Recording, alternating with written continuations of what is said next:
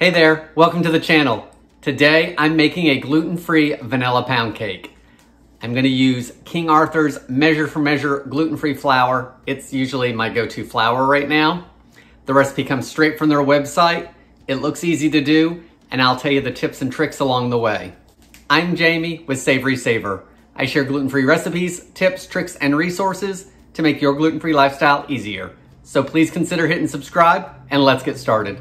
So guys, before we actually get to mixing and baking our gluten-free pound cake, I just want to go over a few tips that the recipe says to help you guys out on deciding if you want to make this recipe. Tip number one, it does specifically say to use a 9x5 by 2 3/4 inch loaf pan or a 12x4x4 tea loaf pan. It does say that this can overflow while it's baking if you do not use the correct size pan. The other thing it says is put a pan underneath it just in case. So that's tip number one. Tip number two, there is butter and cream cheese in this recipe. So take out your butter and cream cheese before you're actually gonna start baking and let it come to room temperature for an hour or two. That way there, everything will mix smoothly. Today, I'm gonna be using the stand mixer to mix this up, and the only reason I'm using it is because it's got a 3-minute mix time after we add the eggs to the recipe, and I wanna be able to walk away from it. It does say in the directions to, add stuff to a medium-sized bowl and mix together. So that tells me that your hand mixer is gonna work just fine, or if you're trying to get some extra exercise in and want to do it all by hand, you can, but you're gonna be busy. Any other tips and tricks I see as I go through the recipe, I will tell you along the way. So let's get to baking. So the first thing you wanna do is get your 9x5 by 2 3/4 inch loaf pan and lightly grease it. I've used Crisco, but you can use whatever you like to grease your pans down with. So let's put that off to the side. I also want to preheat my oven to 350 degrees Fahrenheit, and this cooks for a long time. It's going to cook from about 75 to 80 minutes. So your oven's going to be on a while. You may not want to do this on the hottest day of the year in your house, especially if you don't have central air.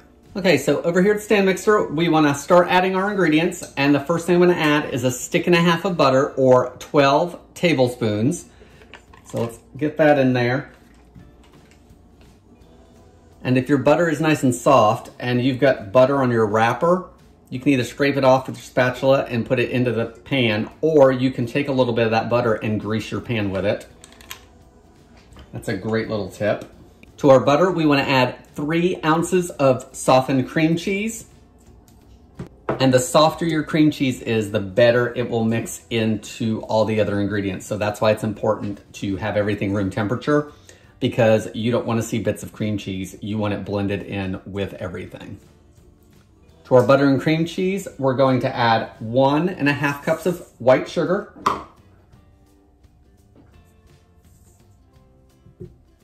We're going to add 3/4 teaspoon of fine salt.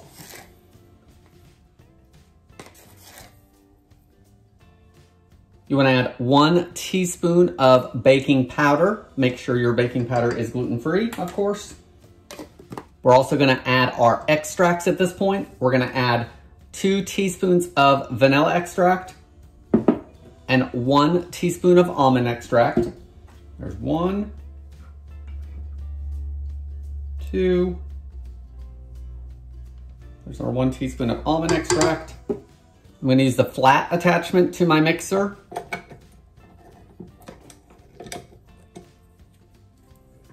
And I'm going to beat it until it's well combined.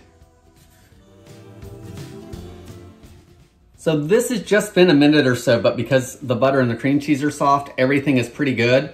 I'm going to scrape down the bowl and do it for just another minute or so, and I'll be done. If you're using a hand mixer, it may take a minute or two longer, but really, I think it's only going to take 2 or 3 minutes total. You just want to make sure everything's creamed well together, and you really shouldn't see a whole lot of sugar crystals in it when you're done. Okay, I've gone for another minute or so, and you can actually see that everything has lightened up more than what it was. It's not quite as yellow from that butter, which means that everything is incorporated nicely. So scrape down your bowl. So now I've got 5 eggs. They are room temperature as well, so they mix in smoothly. And you want to add them one at a time, and you want to beat them in well before you add the next egg. And once all your eggs are in, then you're going to beat it for 3 minutes, and then we'll move forward.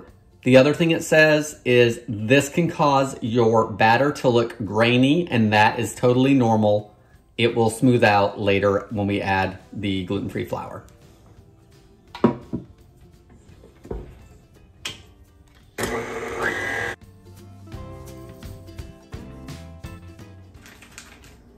Okay, so I've mixed everything in, and I don't know if you guys can see it on the film camera or not, but it is grainy, but everything is smooth.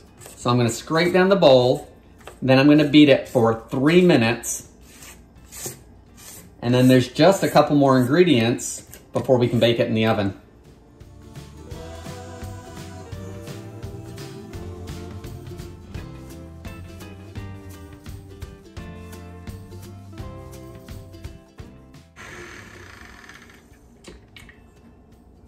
Okay, so I've mixed it for 3 minutes. It is still pretty grainy. I'm gonna scrape my bowl down again. Next, we need to stir in 3 tablespoons of milk, and I'm just using 1% milk. It's what I typically drink.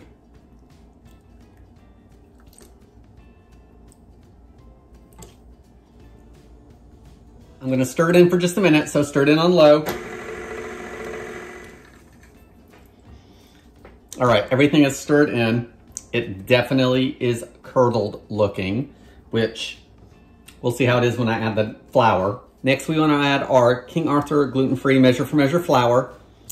If you're measuring this by volume, it's a very odd amount. It is 1 3/4 cups flour plus 2 tablespoons. If you're cooking by weight, it's 226 grams, but I will link below to the complete recipe for you guys, as well as I will list the ingredient amounts below in the description. So I'm gonna sprinkle this in slowly on low speed so it doesn't go everywhere. And it says to mix it until it's just combined. It also says the batter will be smooth and thick, but will still be pourable, which is why you should be able to use the regular hand mixer for this. So let's get this added in.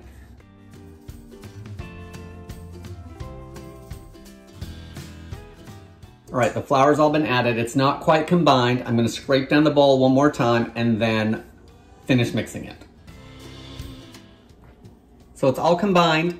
It no longer looks grainy, so let's get it into our pan.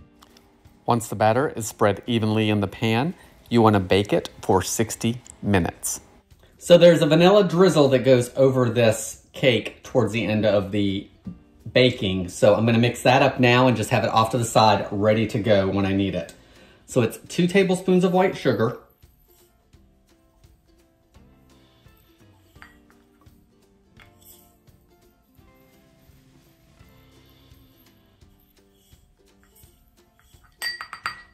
a teaspoon of vanilla extract, and a teaspoon of plain water.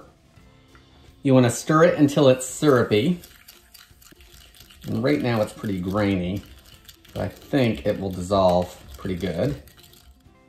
So there's still quite a bit of grain in there, but it is pourable and it is syrupy. So I'm gonna put this off to the side until our first hour of baking is done, and we'll drizzle it on. Okay, so it's been an hour. Our pound cake did not overflow this pan. It's nice and golden, but it's definitely not cooked. I can see in here there's a lot of wet batter that has not dried out yet. So I've got our drizzle here, and as it sat, it kind of clumped back up. So you're gonna wanna give it a good stir again to get it back to a drizzling consistency.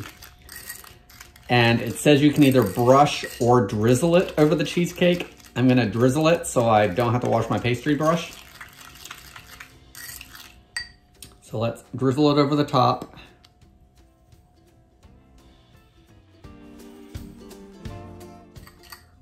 Now let's go back in and I'll spread it a little bit with the back of the spoon if it'll spread.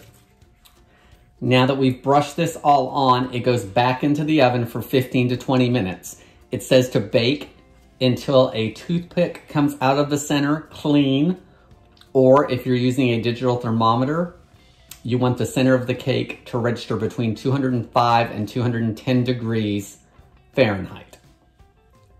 It does say that the top 1/4 inch or so of the crust may still be moist and sticky, but should not be like batter. It should actually have some moist streaks near the top, and that's okay. So let's get this back in the oven and I'll check it after 15 minutes. So it's been 15 minutes and we're gonna test it with a toothpick and with the thermometer and see where we're at.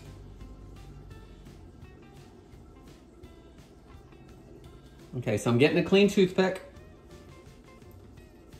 in multiple places. So I think we're good. Let's do a temperature check and see what we get.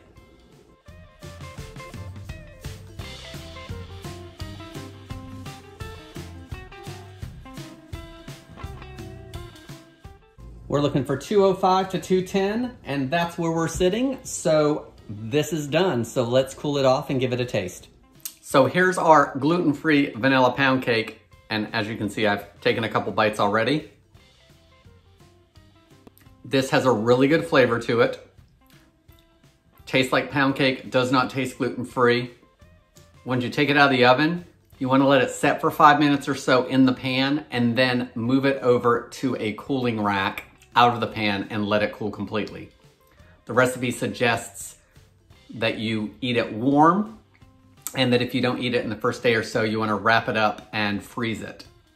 I will say this piece is slightly dry. Not sure if it's because I left it in the pan to cool completely and never took it out. So that could be on me. As far as taste, I think it's great. As far as texture, I also think it's really good. I think it's definitely worth trying this gluten-free vanilla pound cake. Guys, that's all I have for today. Thank you so much for watching, and I hope to see you on the next video.